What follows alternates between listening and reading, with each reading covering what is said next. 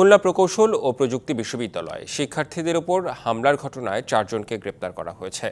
এদিকে পঞ্চম দিনেও 6 দফা দাবিতে সাধারণ শিক্ষার্থীদের আন্দোলন অব্যাহত রয়েছে। দুপুরে সাধারণ শিক্ষার্থীদের ব্যানারে এই মিছিল বের হয়। এ সময় হামলাকারীদের ছবিসহ পোস্টার দেওয়ালে স্থাপন, সেই সঙ্গে বিশ্ববিদ্যালয়ের নতুন প্রশাসন নিয়োগের দাবি করা হয়েছে।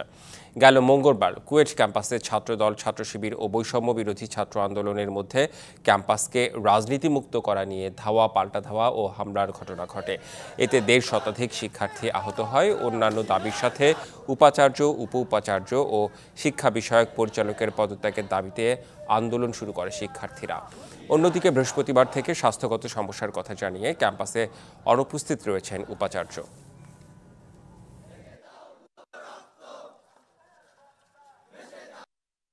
গতকালকে আমরা ভিডিও ফুটেজে শনাক্ত করেছি যে আমাদের উপর শুধু রামদা চাপাতি দিয়ে নৃশংস হামলা হয়নি, আমাদের উপর গুলিও ছোড়া হয়েছে। আমরা যাকে অভিভাবক মনে করি, সেই অভিভাবক যদি আমাদের নিরাপত্তা নিশ্চিত করতেই না পারে, তাহলে সে অভিভাবক আমাদের কেমন অভিভাবক হলো? কেউ যদি তার দায়িত্ব পালন করতে ঠিকমতো না পারে, তার নিজের থেকেই পদত্যাগ করে দেওয়া উচিত।